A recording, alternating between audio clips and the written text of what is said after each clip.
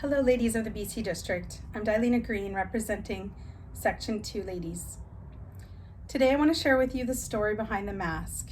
It's a story that I've been working through for the past year. I'm going to take you back as far as 2018, and I'm going to partially read my story because of the details. Have you ever been asked by someone what they appreciate most about you? It is an awkward question with too many possible answers. Well, during an icebreaker at work, we were given this challenge to rate our fellow employees and be rated by them what they appreciated most about each other, about what we were feeling about each other. I felt so vulnerable as I asked the people that I work with what is it about me that you value? You see, as a family member, a wife, a mother, a daughter, a granddaughter, and even a sister, an auntie, all of these titles that I hold, I know the value that I bring to my family. I know the value I bring to my world, but I didn't know the value that I brought to my coworkers. I felt very awkward asking this question by my peers, my judges, and now I was on the stage. What value do I bring to my world? Forward to 2020. I walk into work, I smile, the first person I see, and I say good morning. I receive no smile in return. Morning is the reply. I quickly realize the mask had covered my smile. There would be no connection. There would be no real joy in return. I asked myself, how do I add value without my smile? You see, it was my new problem to solve. The exercise I had completed in 2018 said without fail that it was my smile that my coworkers appreciated most. Every comment said, "Your smile makes my day," or "I appreciate that you're always smiling even on a difficult day." Forward to January 2021. Another day, another dollar. One more work day. Exhausted yesterday, running behind today, and rushing into work. No need to smile.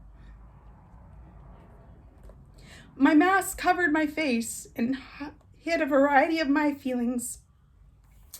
Morning. That was exchanged, and no one thought any different. It was just another morning. If I've learned anything in this different world, I've learned that no one can read my expression, and I can hide. I can hide behind this mask, and if I choose to, no one knows how I feel. I feel frustrated. No one knows. Feel angry. It's unknown. Discouraged, lonely, sad, or anxious. It's hidden behind this thing that we call a mask. So I've been hiding. This took me on a particular journey because I realized in all of my frustrations and all of my sadness, my loneliness, that I've been missing joy. It took me on a bit of a journey. I'm going to read Psalms 139 to you because while I was hiding, and I felt like I was hiding from people because of this disconnection, I was not hiding from God. Psalms 39 says, "O Lord, thou hast searched me and known me. Thou knowest my downsitting and my uprising. Thou understandest my thought afar off. Thou compassest my path and my lying down, and art acquainted with all my ways. For there is not a word in my tongue, but lo, O Lord, thou knowest it altogether. Thou hast beset me behind and before, and thou hast laid thy hand upon me. Such knowledge is too wonderful for me. It is high, and I cannot attain unto it." when I read this, I had thoughts. I thought, God, you know, I have not been hiding behind this mask from you. You know how I feel. You know whether I'm up or down. You know whether my thoughts are where they are. You search my path. You know where I'm headed. And you're acquainted with all my ways. And then when I hit that last verse that I just read, such knowledge is too wonderful for me. It is high. I cannot attain to it. It blew my mind. The thought that God, all this knowledge that I have, that God knows me, and I'm not hiding from him behind my mask. So it took me on a bit of a journey. This mask has been hiding my face, but not to the one that matters most. He knows my frustrations, my fears, my pain, my disappointment, and my defeats. I have a story behind this mask. During these last few months, I've really had to seek God. You can't depend upon church, ladies. We've not had this ability to be present in the presence of God.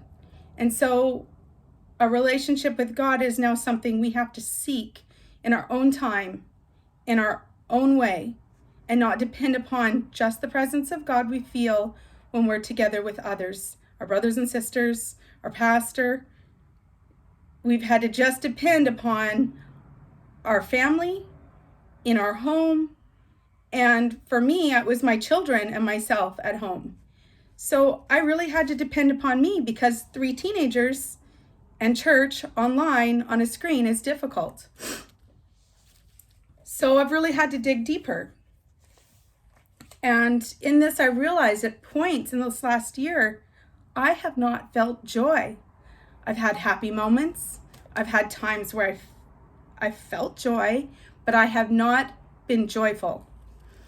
This knowledge set me into a study on joy because at some point I realized that my coworkers of 2018, they thought it was my smile that they appreciated most about me. But when I got down to it and I realized that my new coworkers that I work with, they don't know that same smile. They don't know that same joy.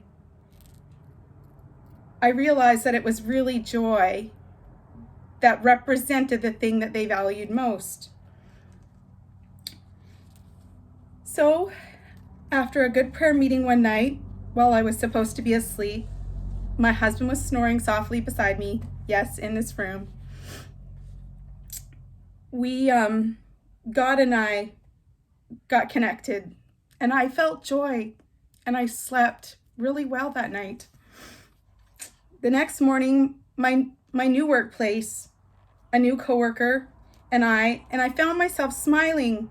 And under my mask, I said this very awkward thing, ladies. I said, I'm smiling. I know you can't see it, but under this mask, I'm smiling. And she said to me, I can tell because it reaches your eyes. My friends, I can't make this up. She saw joy and she saw the difference in my eyes. John 15 gives us a lesson on bearing fruit, and I'm just going to share that quickly with you. Bear with me as I turn. Sorry. I'm learning how to do this online thing. I've not had any experience with it, and it's very awkward for me.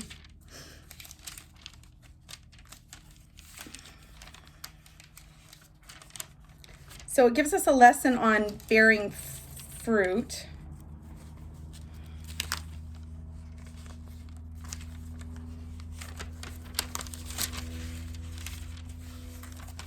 Sorry, I've just gone too far here. John 15. And I want to start by reading verse 7.